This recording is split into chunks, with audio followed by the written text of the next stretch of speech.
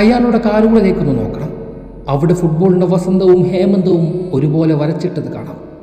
ഒപ്പം ഇന്നോളം ഒരു ജനതയ്ക്ക് വേണ്ടി പച്ചപ്പുല്ലിൽ നൃത്തം ചെയ്യും പോലെ പന്ത് തട്ടിയ ഒരു മാന്ത്രികൻ്റെ കാലിൽ തേയ്മാനം അപഹരിച്ചെടുത്ത മുറിപ്പാടുകളും. അതിനേക്കാളേറെ ആ മാന്ത്രികതയ്ക്ക് പിന്നിൽ കരിയറിലുടനീളം വേട്ടയാടപ്പെട്ട 45ഓളം പരിക്കുകളുടെ ആഴത്തിലുള്ള മുറിവുകളുണ്ട്. ആ പരിക്കുകൾ അയാളിൽ നിന്നും കവർന്നെടുത്തത് വെറും ഒരു കളിസമയം മാത്രമായിരുന്നില്ല, 1450-ലധികം ദിവസങ്ങൾ കൂടിയായിരുന്നു.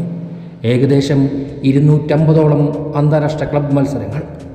തൻ്റെ കാലിൽ അനുസരിക്കും വണ്ണം വഴങ്ങിക്കിടന്നിരുന്ന പന്തുമായി ലോകത്തെ ആനന്ദിപ്പിച്ചവൻ. ബലോണ്ടിയോർ ഉൾപ്പെടെ സർവ്വതും സ്വന്തം ഷെൽഫെത്തിക്കുവാൻ മാത്രം പ്രതിഭയുണ്ടായിരുന്ന നർത്തകൻ്റെ കരിയറിലെ ഏറ്റവും വലിയ വില്ലൻ പരിക്കുകൾ മാത്രമായിരുന്നു. പ്രതിഭയുടെ വിസ്മയങ്ങളാൽ ബ്രസീലിയൻ തെരുവുകളിൽ നിന്നും സാന്റോസിലേക്കും അവിടെ നിന്ന് യൂറോപ്പിലേക്കും വളർന്നു വന്ന നെയ്മർ വെറും ഒരു ഗോൾ വേട്ടക്കാരൻ മാത്രമായിരുന്നില്ലല്ലോ. അയാൾ സദാ പന്തുകൊണ്ട് മൈതാനത്ത് കവിത എഴുതുകയായിരുന്നു.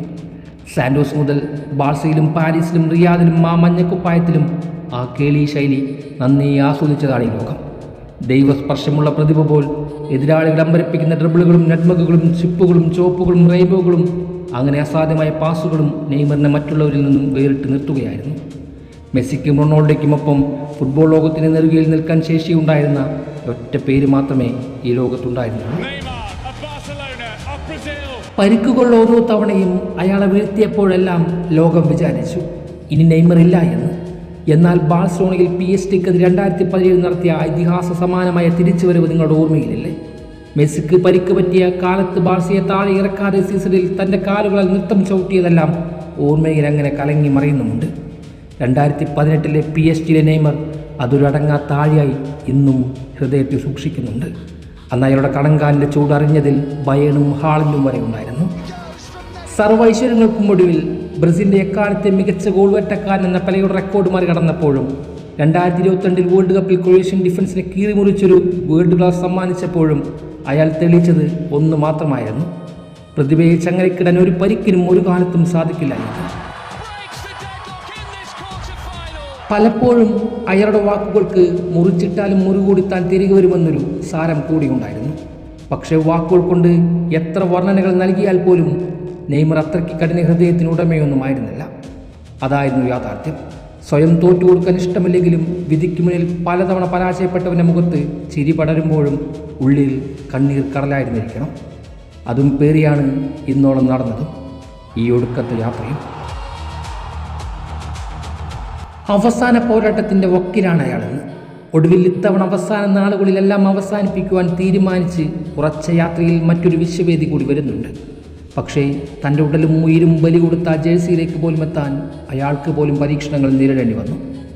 നെയ്മറില്ലാത്തൊരു ബ്രസീൽ യുഗത്തിന് പോലും പലരും തറക്കല്ലിടാൻ തീരുമാനിച്ചു. എന്നിട്ടും അതിനെയെല്ലാം അതിജീവിച്ച് ഒടുക്കത്തങ്കത്തിനായി അയാൾ സ്വയം മെരുക്കിയെടുത്ത് അമേരിക്കയിലേക്ക് വന്നു നിൽക്കുന്നുണ്ട്. ഈ ലോകകപ്പ് വേദിയിലേക്ക് നെയ്മർ എത്തപ്പെട്ടത് അത്രമാത്രം വേദനകളും കഠിനാധ്വാനം സഹിച്ചുകൊണ്ടാണ്. വീണുപോയ ഓരോ തവണയും സ്വന്തം രാജ്യത്തിന് വേണ്ടി, ആ മഞ്ഞക്കുപ്പായത്തിന് വേണ്ടി അയാൾ വേദനാശമനകൾ നിറച്ചാണ് പലപ്പോഴും ഒന്ന് എഴുന്നേറ്റ് നിന്നത് പോലും. ഇത്തവണയും. കാരണം ഇനിയൊരു ലോകകപ്പിനായി തൻ്റെ ശരീരം അനുവദിക്കില്ല എന്ന് മറ്റാരേക്കാളും നന്നായി അയാൾക്കറിയാം. ജൂൺ 25 സ്കോട്ട്ലൻഡിനെതിരെ അയാൾ രാജ്യത്തിനായി തൻ്റെ അവസാന ലോകകപ്പ് പോരാട്ടത്തിനായി ബൂട്ട് കെട്ടുകയാണ്. ആരാധകരുടെ കണ്ണുകൾ നിറയുന്നതും നെഞ്ചു പിടയുന്നതും ഈ ഒരു നിമിഷത്തെ ഓർത്ത് മാത്രമാണ്. അത് വെറുമൊരു മത്സരമായിരിക്കില്ലല്ലോ, ഒരു യുഗത്തിൻ്റെ അവസാനത്തിൻ്റെ തുടക്കവും കൂടിയുമാകും. ഇത്രയും കാലം നമ്മളെ കോരിത്തരിപ്പിച്ച, നൊമ്പരപ്പെടുത്തിയ ആ മാന്ത്രിക കാലുകളുടെ അവസാന നൃത്തം. കണ്ണീരും പുഞ്ചിരിയും കറന്ന മുഖത്തോടെ നമുക്ക് അവസാന 90 മിനിറ്റിലേക്ക് നോക്കാം.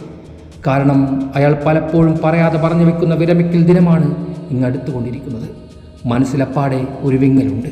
കളിക്കളത്തിൽ സദാസമയവും ദർശിക്കാനായില്ലെങ്കിൽ പോലും കളിക്കളത്തോട് വിട പറയാത്തൊരു നെയ്മർ വിളിപ്പുറത്തുണ്ട് എന്ന ധൈര്യമുണ്ടായിരുന്നു എനിക്ക്. എന്നാൽ അത് അവസാനിക്കാൻ സമയമായിരിക്കുന്നു. ഒരുപക്ഷെ അതിനുശേഷവും ചരിത്രം എക്കാലവും പറയും, ഇവിടെ ഒരു സുൽത്താൻ ഉണ്ടായിരുന്നുവെന്ന്. പ്രതിഭ കൊണ്ട് ലോകം കീഴടക്കിയ, സാമ്പാ നൃത്തം കൊണ്ട് കാൽപന്ത് ലോകത്തെ വശീകരിച്ച, ലഹരി പിടിപ്പിച്ച, എല്ലാത്തിനുമുപരി പരിക്കുകളോട് പോലും പോരാടിയ ആരാധകർക്ക് വേണ്ടി ജയിച്ചവനെന്നൊക്കെ. പക്ഷേ അതെല്ലാം പിന്നീട് ഓർമ്മയായി മാറും. ഇത് അവസാനമാണ്. എന്നത്തെയും പോലെ പഴയ നെയ്മറിൽ നിന്നും കണ്ടുമറന്ന അത്ഭുതങ്ങളൊന്നും അമേരിക്കയിൽ പിറക്കില്ല എന്ന് തലച്ചോറിനറിയാം. എന്നാലും ഞങ്ങൾക്ക് വേണ്ടി അമരത്വം കൊണ്ട് അവസാന ആട്ടം മനോഹരമായി തന്നെ ആടിത്തീർക്കുമെന്നാണ് വിശ്വാസം. അർഹത പട്ടികയിലെ നാമങ്ങളിൽ അയാൾക്കും മുൻഗണനയുണ്ട്. അത്രമേൽ പ്രിയപ്പെട്ടത് സ്വന്തമാക്കാനുള്ള പ്രണയം അയാളിലും. ഭാവിയിൽ ഒരു വേൾഡ് കപ്പ് കാലം. ചാരുകസേരയിൽ നരവീണിരിക്കുമ്പോൾ എൻ്റെ മക്കളോടും കൊച്ചുമക്കളോടും എനിക്ക് പകർന്നു നൽകാൻ ഒരു പൂർണ്ണമായൊരു ചരിത്രം വേണം. അന്നിൻ്റെ അവരുടെ ആരാധക പുരുഷന്മാരുടെ വാദങ്ങൾക്ക് മുകളിൽ എനിക്ക് ആ Neymar da Silva Santos junior എന്ന ആനന്ദിത പന്താട്ടക്കാരൻ്റെ വിജയഗാഥ പറയണം. ഏറ്റവും സന്തോഷത്തോടെ, ഏറ്റവും സംതൃപ്തിയോടെ. എൻ്റെ ആരാധ്യൻ്റെ കഥ, എൻ്റെ നെയ്മർ ജൂനിയറിൻ്റെ കഥ.